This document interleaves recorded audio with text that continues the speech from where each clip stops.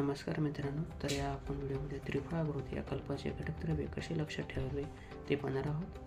तर घटकद्रव्ये आहेत त्रिफळा रस, वासास्वरस, भृंगरास्वरस, अजाबकरी, दूध. त्याचे कल्कद्रव्ये असतात त्रिफळा, द्राक्षा, सैंधवलवण, काकोली, मेधा, सुंठी, मरीच, पुंडरीक, दारूहरिद्रा, पिंपळी, चंदन, बला, क्षीरकाकोली, पुनर्नवा, हरिद्रा, शर्करा, कमल, यष्टीमधू.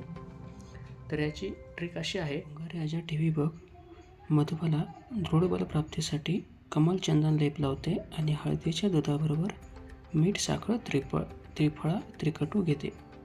तर यामध्ये भुंगारी यावरून भृंगरास्वरस, अजा यावरून अजाबकरी दूध, टी यावरून त्रिफळास्वरस, व्ही यावरून वासास्वरस, मधुबाला यावरून यष्टीमधू, दृढ यावरून द्राक्षा, बल यावरून बला, प्राप्ती यावरून पुंडरीक आणि पुनर्नवा, कमल चंदन यावरून कमल आणि चंदन, हळदीच्या यावरून हरिद्रा आणि दारूहरिद्रा, दूध यावरून दुधालाच आपण क्षीर असे म्हणतो, त्यावरून क्षीर काकोली आणि काकोली, मीठ यावरून सैंधव, साखरेवरून साखर, त्रिफळावरून त्रिफळा आणि त्रिकटेवरून सुंठ, मिरे, पिपळी असे आपण लक्षात घेऊ शकतो.